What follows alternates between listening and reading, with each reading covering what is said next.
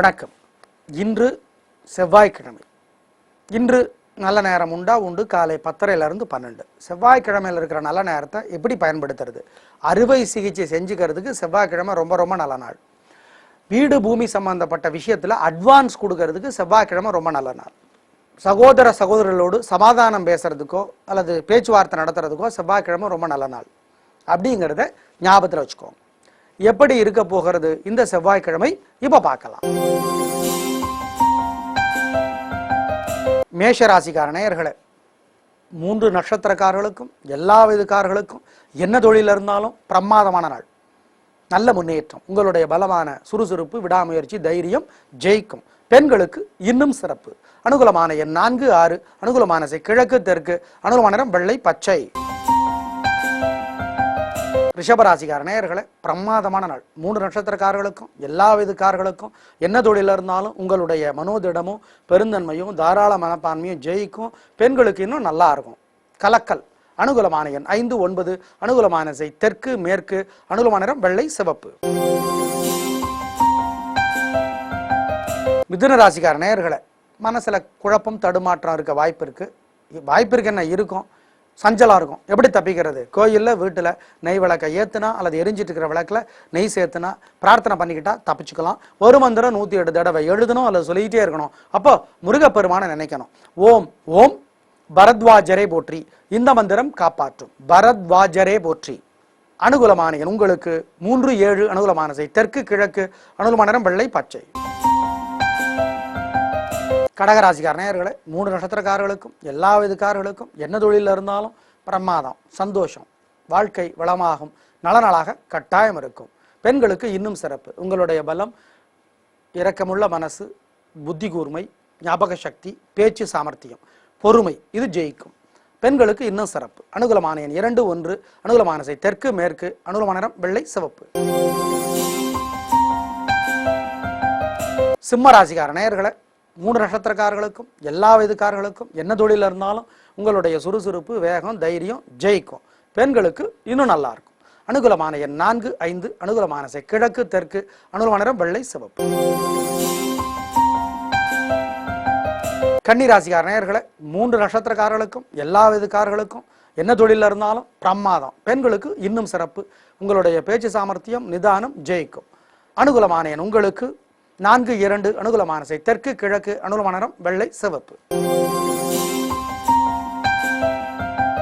துலா ராசிக்கார நேயர்களே, நிம்மதி எப்பவுமே குறைவான ராசி உங்க ராசி.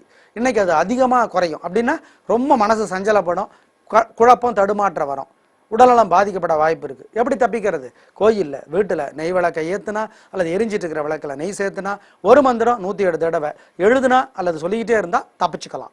ஓம் தன்வந்திரி பெருமாளை போற்றி. அப்போ வெங்கடாஜலபதி நினச்சிக்கணும். வண்டி ஓட்டுறதுக்கு கவனம். அசைவனவு வேண்டாம். கோயிலில் வீட்டில் விளக்கேற்ற மறந்துடாதீங்க. அளவா சாப்பிடுங்க. அனுகூலமான எண் உங்களுக்கு 7, 9. அனுகூலமான திசை தெற்கு, கிழக்கு. அனுகூலமான நிறம் வெள்ளை, சிவப்பு.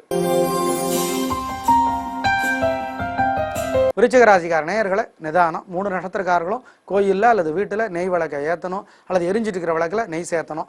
ஒரு மந்திரம் 108 தடவை எழுதணும் அல்லது சொல்லிக்கிட்டே இருக்கணும். அப்போ முருகப்பெருமானை நினைக்கணும். என்ன மந்திரம்? ஓம் ஓம் தெய்வானையே போற்றி. இந்த மந்திரம் காப்பாற்று.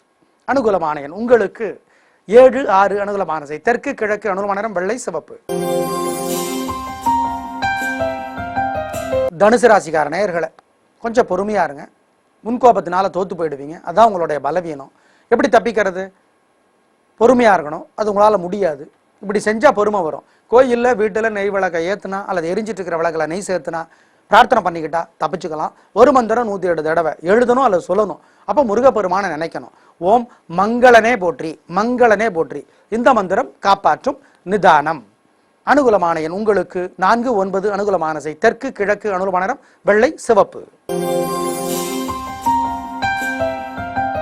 மகர ராசிக்கார நேயர்களே, பிரமாதமான நாள். 3 நட்சத்திரக்காரர்களுக்கும் எல்லா விதக்காரர்களுக்கும் என்ன தொழில் இருந்தாலும் கலக்கிறீங்க. பெண்களுக்கு என்ன சந்தோஷம். உங்களுடைய விடாமுயற்சி, சுறுசுறுப்பு, தைரியம் ஜெயிக்கும். அனுகூலமான எண் உங்களுக்கு 4, 1. அனுகூலமான திசை தெற்கு, மேற்கு. அனுகூலமான நிறம் வெள்ளை, சிவப்பு. கும்பராசிக்கார நேயர்களே, நேரமும் பணமும் வீணா செலவாகும். ஆனால் செலவு பண்ணுறதுக்கு முன்னாடியே தெரியறதுக்கு என்ன பண்ணுறது? வீட்டில் கோயிலில் நெய் விளக்கை ஏற்றணும் அல்லது எரிஞ்சிட்டு இருக்கிற விளக்கில் நெய் சேர்த்தணும். ஒரு மந்திரம் 108 தடவை எழுதணும் அல்லது சொல்லணும். அப்போ அன்னை மகாலட்சுமி நினச்சிக்கணும். ஓம் திருப்பதியே போற்றி இந்த மந்திரம் காப்பாற்றும். கையிலையும் பையிலையும் பணம் அளவாக இருக்கணும். கொடுக்கல் வாங்கல் வேண்டாம். பெரிய விலையுள்ள பொருளை வாங்க வேண்டாம். இன்னைக்கு உங்கள் பேரில் நீங்களோ மற்றவங்களோ வாங்கக்கூடாது. ஜாக்கிரதையாக இருக்கணும். அது முக்கியம். நேரமும் பணமும் வீணா செலவாகும். ஜாக்கிரதை. இதை பண்ணிட்டா தப்பிச்சுக்கலாம். அனுகூலமான எண் உங்களுக்கு 5, 2. அனுகூலமான திசை தெற்கு, கிழக்கு. அனுகூலமான நிறம் வெள்ளை, சிவப்பு. மீனராசிக்கார நேயர்களே, சந்திராஷ்டமத்தின் பாதிப்பு இருக்கிறது. 3 நட்சத்திரக்காரர்களுக்கும் இருக்கு. அசைவ உணவு கூடாது. கோயிலில் வீட்டில் நெய் விளக்கை ஏற்றணும் அல்லது எரிஞ்சிட்டு இருக்கிற விளக்கில் நெய் சேர்த்தணும். ஒரு மந்திரம் 108 தடவை சொல்லணும் அல்லது எழுதணும். அப்போ சிவபெருமான நினைச்சுக்கணும். என்ன மந்திரம் சொல்றது? ஓம் ஓம் பூமாதேவியே போற்றி இந்த மந்திரம் காப்பாற்றும். கொடுக்கல் வாங்கல் கூடாது. பெரிய விலையுள்ள பொருளை வாங்கக்கூடாது. அசைவ உணவு கூடாது. வண்டி ஓட்டுறது கவனம். ஜாக்கிரதையாக இருக்க வேண்டிய நாள் இந்த நாள். 3 நட்சத்திரக்காரர்களுக்கும் சந்திராஷ்டமம். அனுகூலமான எண் திசை நேரமெல்லாம் கிடையாது. நேயர்களே, இன்று நல்ல நேரம் உண்டு. காலை 10:30 to 12. செவ்வாய்க்கிழமை வருகிற நல்ல நேரத்தை எதுக்கு பயன்படுத்திக்கலாம்? செவ்வாய் வெறும் வாயின்னு சொல்றாங்களே, அது உண்மை கிடையாது. அறுவை சிகிச்சை செய்து கொள்ள, விவசாயம் சம்பந்தப்பட்ட விஷயத்தில் அட்வான்ஸ் கொடுக்கறதுக்கு, வீடு பூமி சம்பந்தப்பட்ட விஷயத்தில் அட்வான்ஸ் கொடுக்கறதுக்கு ரொம்ப ரொம்ப நல்ல நாள் செவ்வாய்க்கிழமை. கல்யாணம் தவிர, ஒரே வரியில சொல்லிடுறோங்க, கல்யாணம் தவிர எல்லா நல்ல காரியங்களையும் செவ்வாய்க்கிழமையில செய்யலாம். அதுல ஒன்றும் தவறில்லை. அதை ஞாபகத்தில் வச்சுக்கோங்க. சனிக்கிழமையும் செவ்வாய்க்கிழமையும் கல்யாணம் தவிர நல்ல நேரம் இருந்துச்சுன்னா எல்லா நல்ல காரியங்களையும் செய்யலாம். அதுல ஒரு தவறும் கிடையாது. அதை கவனத்திலே வைத்துக் கொள்ளுங்கள். நாளை பார்க்கலாம். நன்றி, வணக்கம்.